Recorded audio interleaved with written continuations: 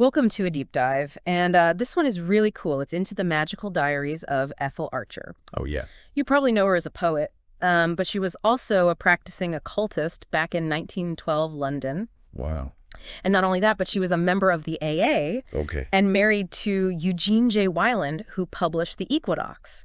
So we have these excerpts from her diaries, and they're just filled with all these accounts of her astral journeys, encounters with mystical beings, Yeah. and all of her attempts to unlock these hidden powers. Sounds intense. It really is. It's like stepping into this secret society where magic isn't just a word, but it's a way of life.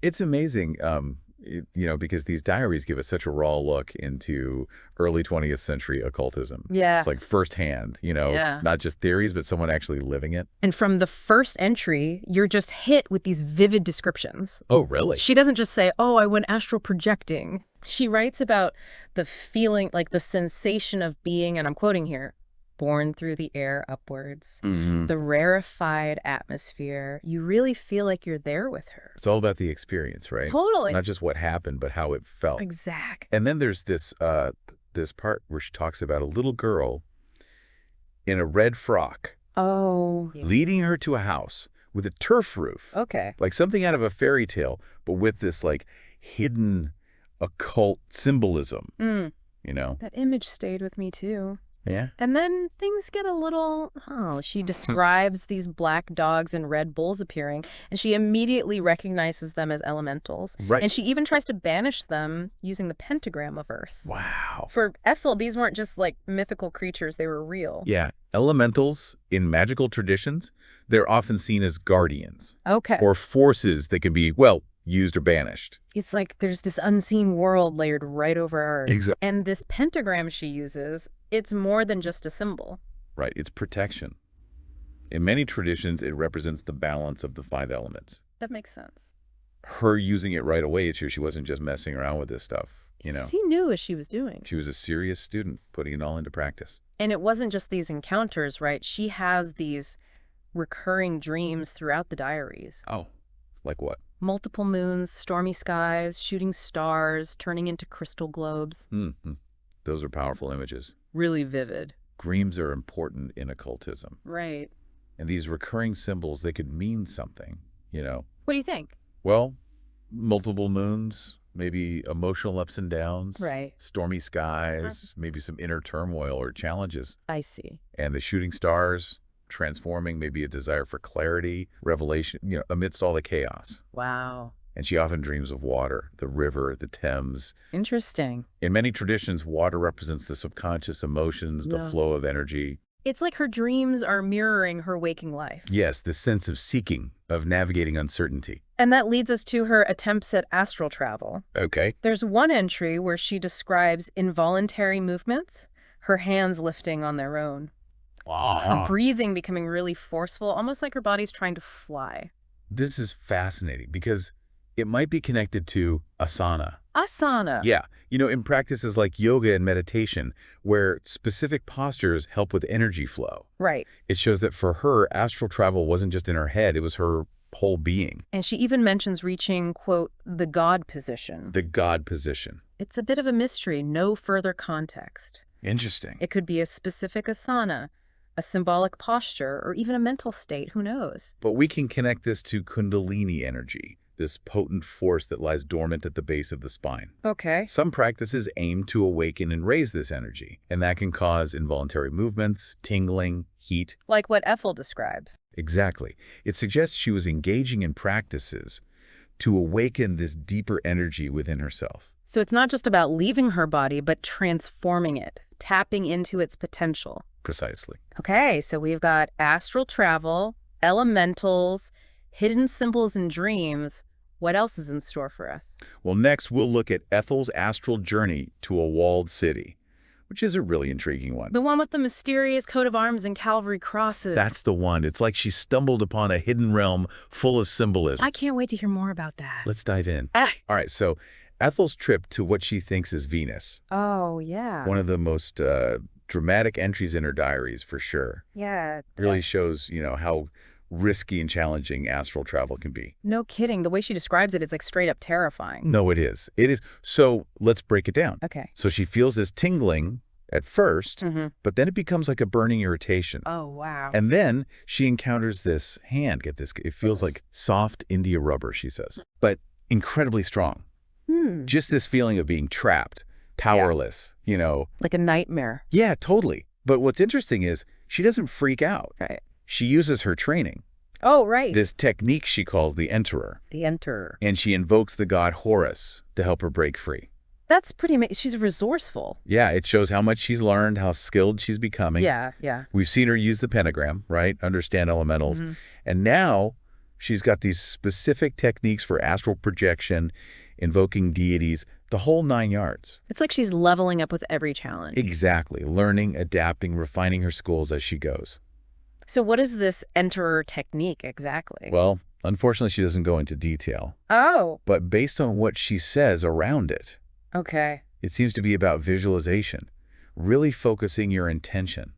I see. And maybe some physical movements, too, to help your consciousness leave your body. Like a mental and physical push to navigate the astral. Exactly. And she uses it to escape danger, so it seems to be her go-to for overcoming obstacles.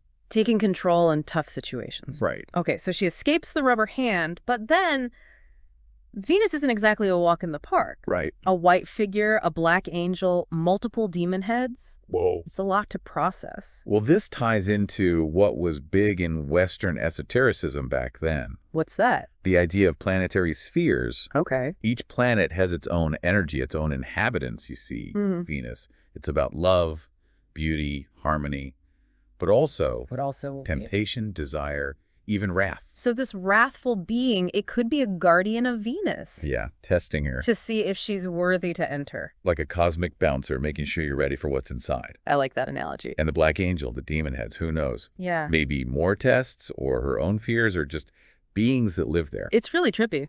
It is. It's like a cosmic play unfolding around her. But she's not completely terrified, is she? No, you're right. She's even kind of annoyed that she didn't see the signs. Yeah, like she thinks she could have handled it better.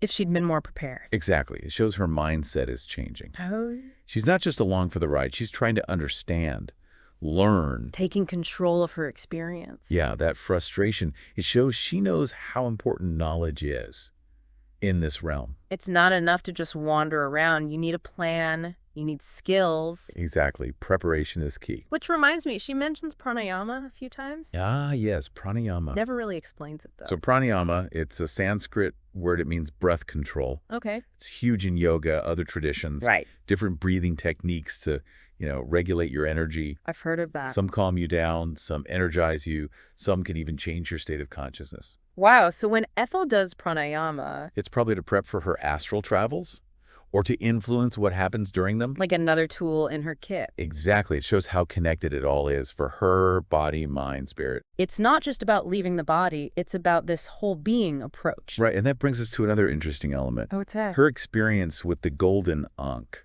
Ooh, yeah. The ankh. That ancient Egyptian symbol. Right. Popping up in her astral travels. What could it mean? I was wondering the same thing.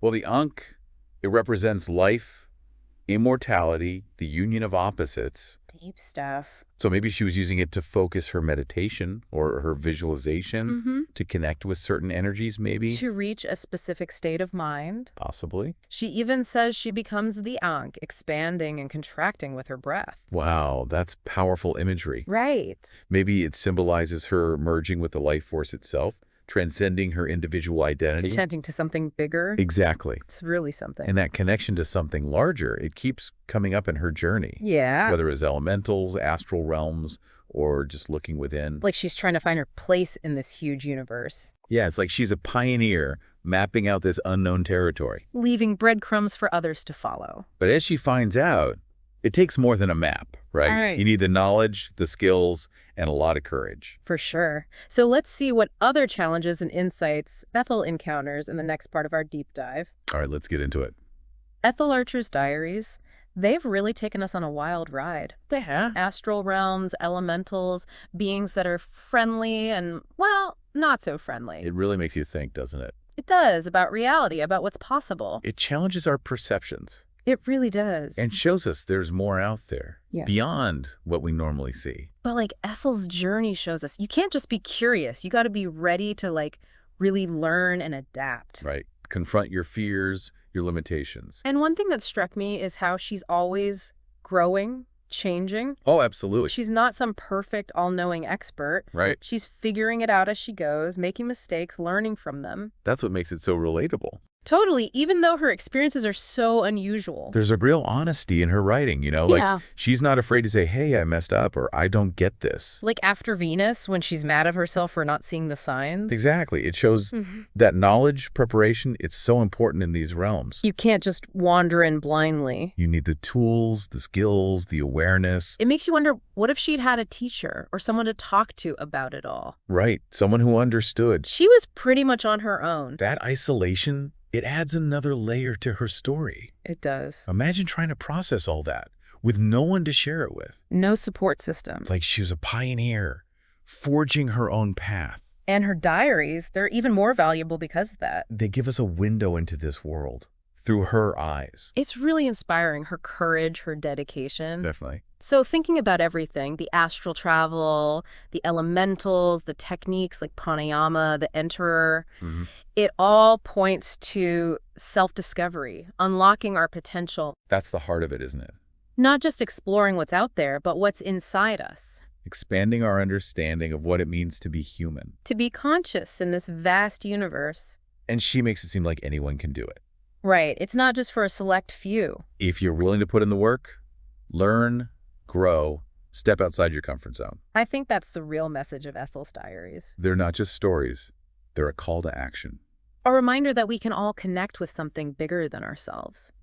Who knows what we might find? Maybe we'll meet our own elementals, travel to astral realms. The possibilities are endless. This deep dive has been amazing. It's really opened my mind. It's been a pleasure to explore this with you. And to you, our listener, we hope this has inspired you to keep seeking, keep questioning. Keep exploring the mysteries all around us. Until next time.